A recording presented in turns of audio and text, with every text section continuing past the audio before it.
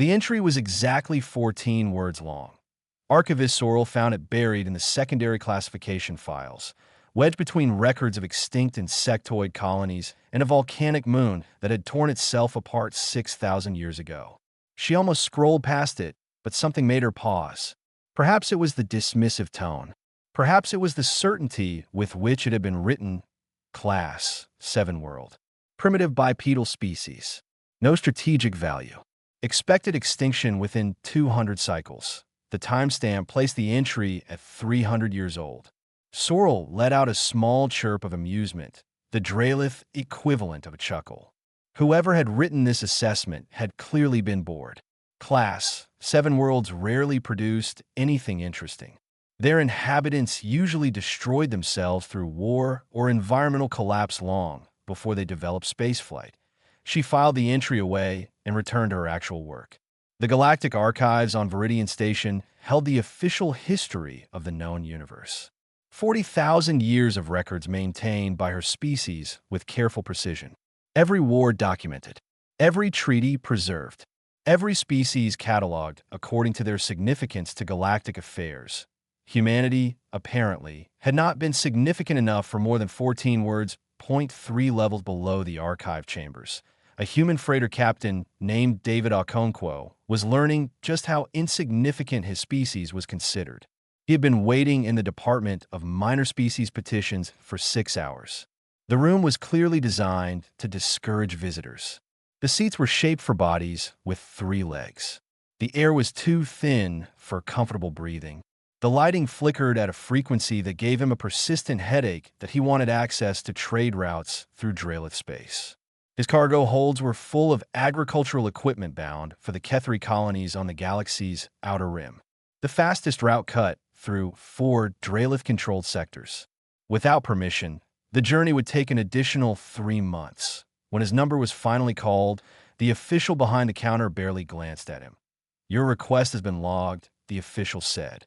"Standard processing time for minor species petitions is 15 years. You will be notified when a decision has been reached." David stared at her. 15 years? That is the standard time frame. The official was already looking past him to the next petitioner in line. "Next, please." David did not argue. He had dealt with bureaucracy before. He knew that fighting the system directly was pointless. You had to work around it instead. That he spent that night in a cramped dormitory reserved for visiting species of low classification. His roommates included a Sullivan trader whose homeworld had been denied voting rights for 8 centuries, a Morvathi engineer who had been waiting 2 years for a simple equipment permit, and a Kethri diplomat who had given up on official channels entirely. David listened to their complaints. He asked questions.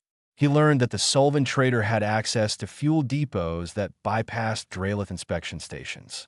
He discovered that the Morvathi engineer knew the maintenance schedules for every major junction in this sector. The Kethri diplomat, it turned out, had contacts in 12 different species embassies. By morning, David had a plan that he started trading. Not goods, but information and favors. He connected the Sullivan trader with a buyer for her cargo. He helped the Morvathi engineer find a workaround for his permit problem. He introduced the Kethri diplomat to 3 other ambassadors who shared his frustrations with Drelith bureaucracy. In exchange, he asked for introductions. Just introductions. Nothing more. Within a month, David knew more species representatives than most Drelith officials. Within 3 months, he had established an informal network of traders, engineers, and diplomats who helped each other navigate the system that had been designed to exclude them. Within 6 months, his cargo had reached the Kethri colonies without ever touching official Drelith channels, and he never did receive a response to his petition. Word spread among humans. Other captains arrived at Viridian Station. They followed David's approach. They made friends instead of demands.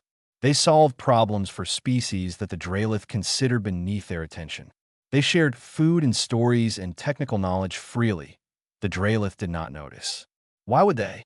Humans were a footnote, a primitive species from a class 7 world, expected to go extinct at any moment. 300 years of galactic history said so. High above in the archive chambers, Sorrel filed another 1,000 records into the eternal database. She documented the rise and fall of empires. She recorded treaties that would shape civilizations for millennia. She cataloged the births and deaths of stars. She never thought to update that 14-word entry about Earth that IT did not seem important. Below her, in the crowded dormitories and busy trading floors of Iridian Station, David Okonkwo poured cups of Earth coffee for a dozen different species and listened to their stories. He had no idea he was making history. He was just doing what humans had always done, he was making friends. 30 years changed everything except the records. Sorrel had risen through the ranks of the archives to become a senior historian, one of only 43 Drelith trusted with documenting galactic affairs at the highest level. Her chambers overlooked the central data core where 40,000 years of history hummed in crystalline storage. She had earned this position through decades of careful scholarship. And yet something had been bothering her for months. IT started with trade statistics, routine data that crossed her desk every quarter. She noticed that human merchants appeared in transaction logs across 200 different stations. This seemed impossible. Humans were a minor species. They should have been confined to their own small corner of space. She checked the ship registry next. Human vessels were logged at 43 alien worlds.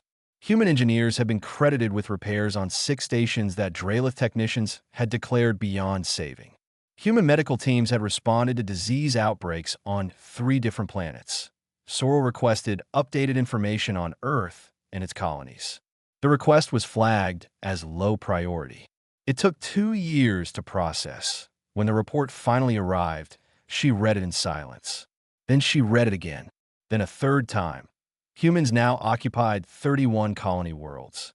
Their population had reached 19 billion. They had developed a form of faster-than-light travel that operated on principles the Drelith Science Council did not fully understand. Their average lifespan was still laughably short by galactic standards, barely a century, but they seemed to accomplish more in that century than most species managed in 1,000 years. How had this happened? How had a species written off as irrelevant 300 years ago become embedded in the fabric of galactic civilization without anyone noticing? Sorrel brought her findings to the High Council. They listened with the patient condescension that Drelith showed to junior concerns. When she finished, the eldest council member waved a dismissive appendage. "The humans are still primitive," he said. "Their technology is crude. Their lives are brief. They are not worth revising the archives for. We have more important matters to address." Sorrel tried to argue. She pointed to the statistics. She showed them the engineering reports. She presented evidence that human influence had spread far beyond what their official classification suggested. The council was unmoved. The archives had never been wrong. They would not be wrong now. 2 weeks later, Sorrel received a report that changed everything. Viridian Station had been experiencing power fluctuations in its lower sections for 6,000 years. Drelith engineers had studied the problem across generations. They had declared it an unavoidable consequence of the station's ancient design. Residents in the affected areas had simply learned to live with the inconvenience that a human engineer named Rosa Delgado had arrived on the station 8 months ago. She was not famous. She was not specially trained. She was simply a maintenance worker who had been hired to perform routine repairs on a freighter docked at the station. During her spare time, she had noticed the power fluctuations. She had asked questions. She had crawled through access tunnels that Drelith engineers considered too small and too dangerous to explore. She had traced the problem to a series of misaligned conduits deep in the station's original construction. She fixed it in 3 days. 6,000 years of accepted failure, solved by a single human with basic tools and stubborn curiosity. The news spread through the station within hours. Drelith engineers were furious. They demanded to know how this was possible. They accused Rosa of tampering with systems she did not understand. They threatened to revoke her work permits. Rosa simply shrugged and said she had seen a problem and wanted to help. Sorrel found her in a maintenance bay the next day, already working on another repair that no one had asked her to perform. The human was covered in lubricant and humming a tune that Sorrel did not recognize. "Why do you do this?" Sorrel asked. "Why help when no one asks you to?" Rosa looked up from her work. "Because it needed doing," she said. Because I could. Is there supposed to be another reason? Sorrel had no answer. She returned to the archives and pulled up the entry on Earth. 14 words. 300 years old. She stared at it for a long time. Then she began writing a new report. Not an official revision. Not yet. The council would never approve it. But she started documenting everything. The trade networks. The engineering achievements. The medical missions. The quiet, persistent way the humans had woven themselves into the fabric of galactic life without asking permission. She did not know where this documentation would lead, but she knew the archives were wrong, and that had never happened before. The Galactic Council chamber had not been this crowded in 800 years. Representatives from every major species filled the tiered seating that spiraled upward toward the domed ceiling. Translators hummed with activity. Recording devices captured every angle. The session had been called to address what official communications termed the human question, a phrase that made Sorrel deeply uncomfortable. She sat in the observation gallery reserved for historians. Her job was to document, nothing more. But she found herself leaning forward as the Draelith representative took the central speaking platform that he was old, even by Draelith standards. His scales had faded to pale silver. His voice carried the weight of absolute certainty. Let us begin with the facts, he said. He activated a display that showed the original archive entry on humanity. The chamber fell silent as he read it aloud. Class, 7 world. Primitive bipedal species. No strategic value. Expected extinction within 200 cycles. Several delegates laughed. A Ketheri ambassador made a sound that might have been a snort. The Draelith representative ignored them. This assessment was made 300 years ago by our finest analysts, he continued. Based on all available evidence, it was accurate. Humanity should have remained a minor footnote in galactic history. That he paused dramatically. And yet, the Morvathi delegate rose from her seat. She was tall and thin, with eyes that reflected light like polished mirrors. She did not wait for formal recognition to speak. And yet, she said, human doctors have cured diseases that plagued our worlds for millennia. Human engineers have solved problems our best minds declared impossible. Human traders have established economic networks across 200 stations. Human musicians perform to audiences of millions. Human philosophers are taught in our universities. She turned to face the full chamber that I have brought evidence. She activated her own display. It showed images, documents, testimonials. A human surgeon operating on a Ketheri child. A human architect redesigning a Sullivan trading hub. A human teacher surrounded by students of 6 different species. The Draelith representative tried to interrupt. Protocol demanded that he be heard first, but the Morvathi delegate kept speaking. Human ambassadors have built alliances with the Ketheri, the Sullivan, the Morvathi, and 12 other species. Not through conquest, not through threats, through friendship, through simple acts of kindness that accumulated over decades. How did this happen without official approval? The Draelith representative demanded.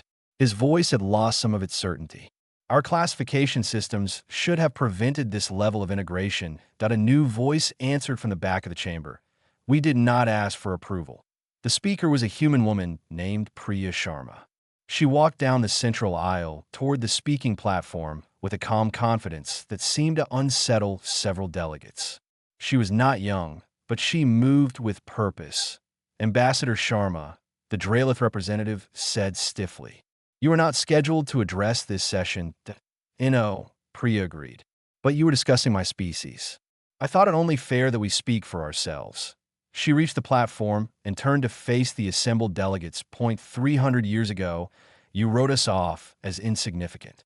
You expected us to destroy ourselves. You gave us a footnote and forgot about us. She paused, letting her words settle.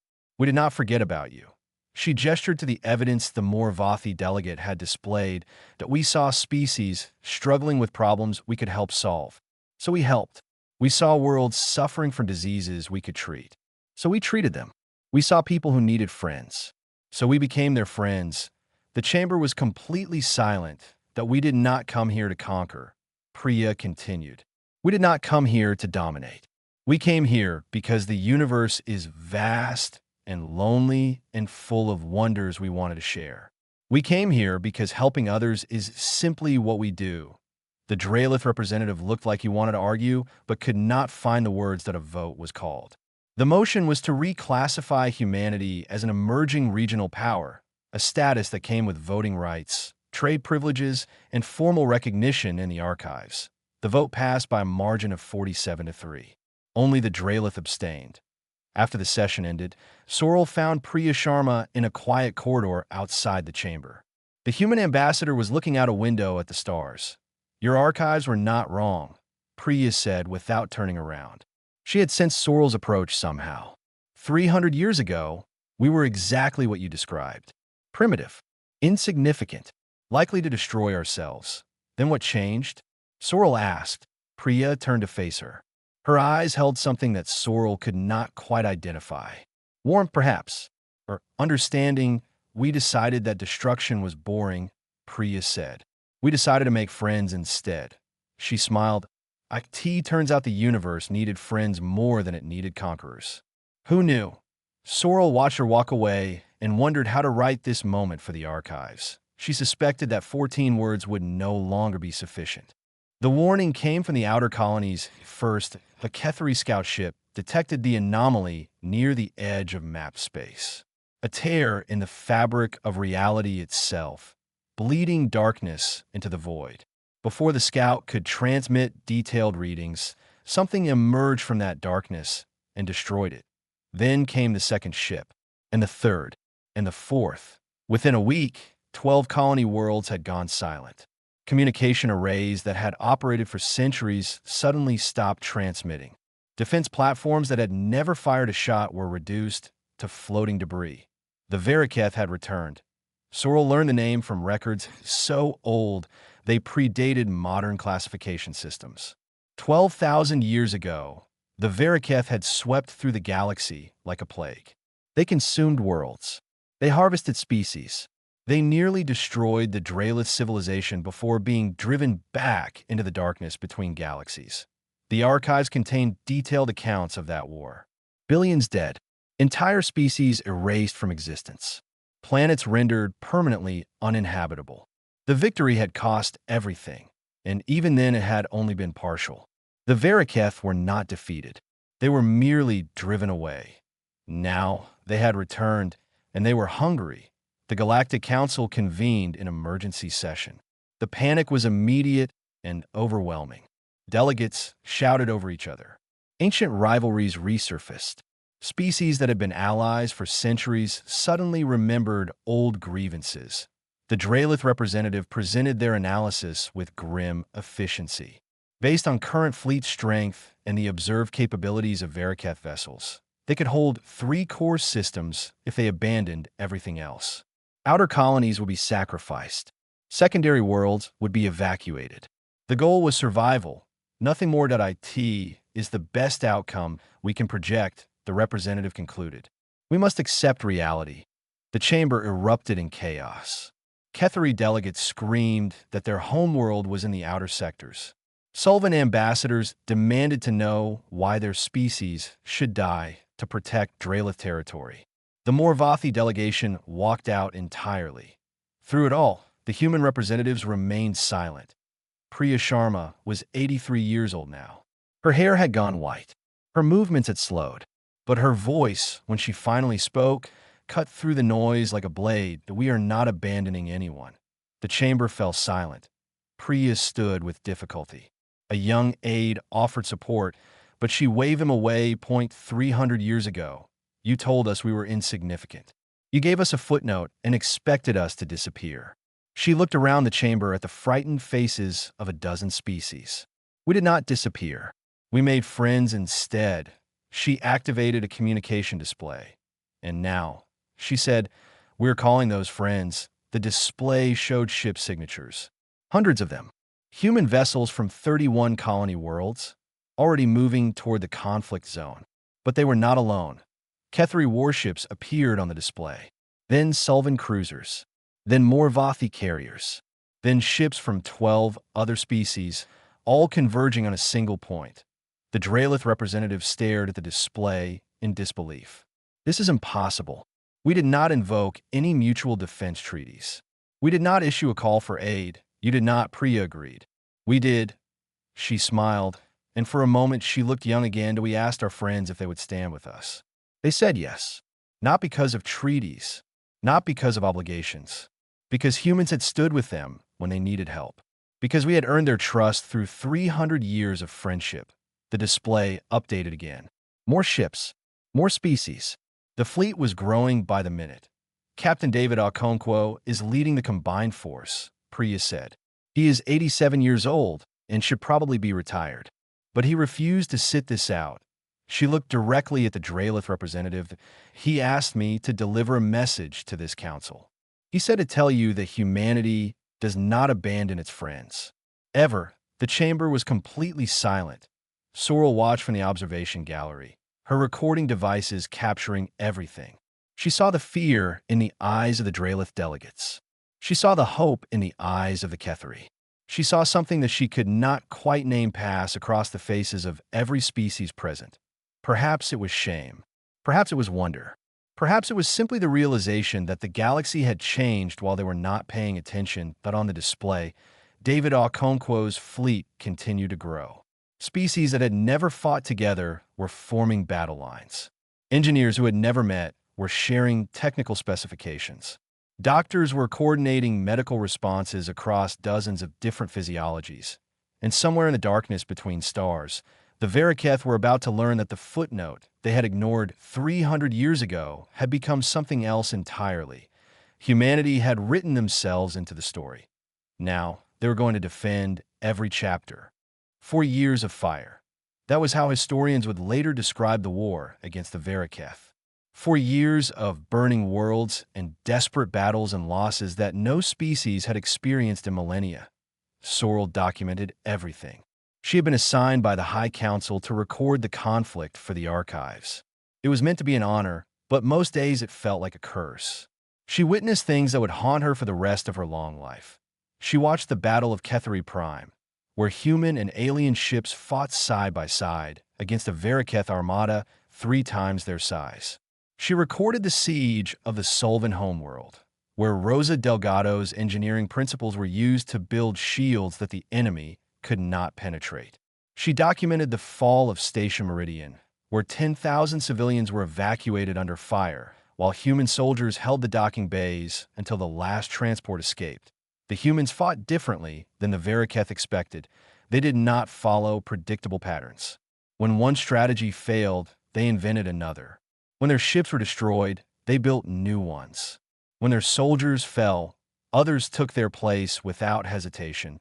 But it was not their adaptability that confused the Varaketh commanders. It was something else entirely. Humans mourned their dead. Sorrel witnessed this at a field hospital on a planet whose name she could not pronounce. A human medic was treating a wounded Varaketh soldier. Not a prisoner, just a survivor pulled from the wreckage of a crashed ship. The medic worked with the same care and precision she would have shown her own people. "Why do you help the enemy?" Sorrel asked. The medic did not look up from her work. "Because he is hurt," she said simply. "Because I can help." Is there supposed to be another reason?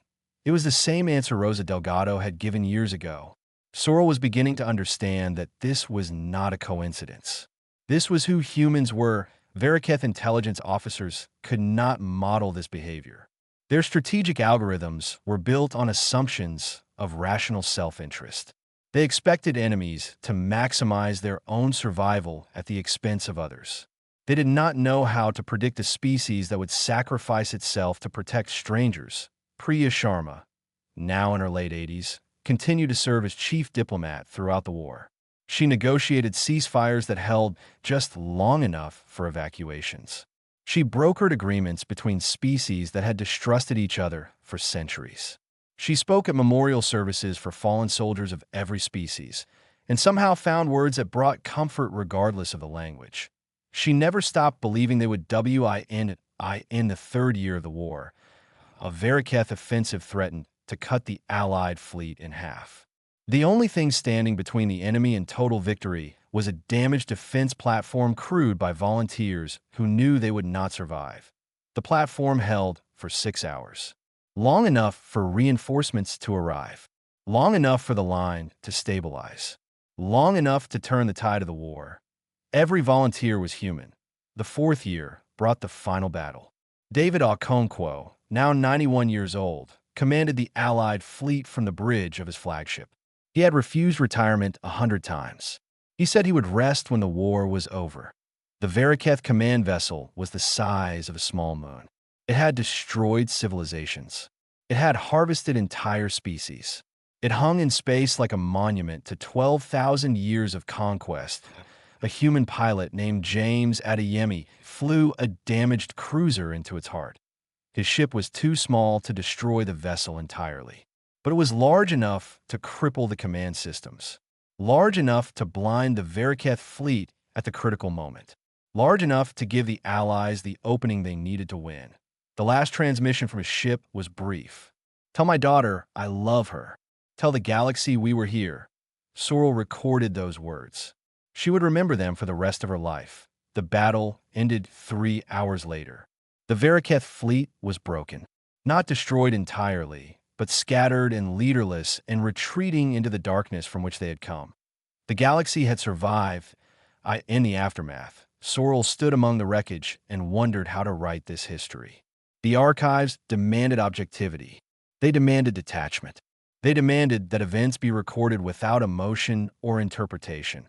But she had watched humans die for strangers. She had seen them mourn enemies. She had witnessed acts of compassion that defied every model of rational behavior. She had watched a species that was supposed to be a footnote write themselves into the center of galactic history, and she knew that the old way of recording history was no longer sufficient. Something new was needed, something human. The High Council chamber felt smaller than Sorrel remembered. She stood at the central speaking platform where ambassadors and generals had argued the fate of civilizations. The tiered seating rose around her in perfect symmetry. Recording devices captured her image from every angle. The eldest members of the Dralith Council watched from their elevated positions with expressions she could not read. She had been summoned to present her completed war record. The crystalline data storage in her hands contained 4 years of documentation. Every battle, every treaty, every loss, every victory. The Council expected the traditional format. Dates, statistics, strategic analysis. The cold precision that had defined Dralith scholarship for 40,000 years. Sorrel had given them something else. She activated the display and let her work speak for itself. The first image was a letter. A human soldier had written it to his family before a battle he did not expect to survive. He wrote about the stars he had seen. He wrote about the friends he had made among species whose names he could barely pronounce. He wrote about how scared he was and how proud he was and how much he wished he could see his children grow up. He died 6 hours after sending it. The council shifted uncomfortably in their seats. The next entry was a song. A human musician had composed it for a Ketheri memorial service. The melody was simple, almost childlike, but it carried a weight that transcended language. Sorrel had watched hardened soldiers weep when they heard it played. After the song came poetry, photographs, personal journals, the last words of pilots who flew into certain death, the first words of children born on refugee ships fleeing destroyed worlds, the quiet conversations between strangers who became friends because survival demanded it. "This is not history," the eldest council member said finally. His voice was heavy with disapproval. "This is sentiment. This is irrelevance." Sorrel looked at him calmly. She had expected this reaction. For 40,000 years, she said, "We have recorded history as observers. We documented dates and numbers and outcomes. We maintained perfect objectivity. We believe this was the proper way to preserve truth." She gestured to the display. "But I spent 4 years watching humans. I watched them laugh in the face of death. I watched them weep for enemies. I watched them change every species they encountered, not through conquest or manipulation, but through simple acts of kindness." She paused, gathering her thoughts. "Our traditional records would tell future generations that humanity contributed to a military victory. They would not explain why a Ketheri soldier followed a human commander into certain death. They would not describe how a Sullivan engineer learned to sing human lullabies. They would not capture what it felt like when the war ended and 100 different species stood together in silence to honor the dead. She looked directly at the eldest council member. History is not something you watch. It is something you make. The humans taught me that. And I have tried to write a history that honors the lesson. The chamber was silent for a long moment. Then the eldest council member spoke again. His voice was cold. This record cannot be entered into the archives. It violates every standard of Drelith scholarship. It is personal. It is emotional. It is contaminated by interpretation. Sorrel had prepared for this. Then I will sign it myself, she said. The council members looked at her in confusion. For 40,000 years, she explained, our historians have remained anonymous. Our records carry the weight of institutional authority, not individual perspective. But this record is my perspective. These are the truths I witnessed, and I will claim personal responsibility for them. She stepped forward and entered her identification code into the archive system. Her name appeared at the bottom of the war record, the first personal signature in 40,000 years of Drelith history.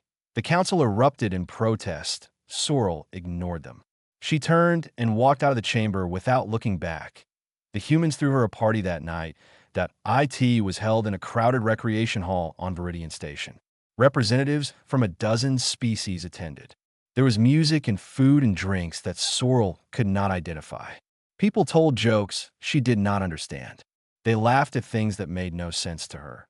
But she found herself laughing anyway. Priya Sharma found her late in the evening, standing by a window that overlooked the stars. You did something brave today, Priya said. Sorrel considered this.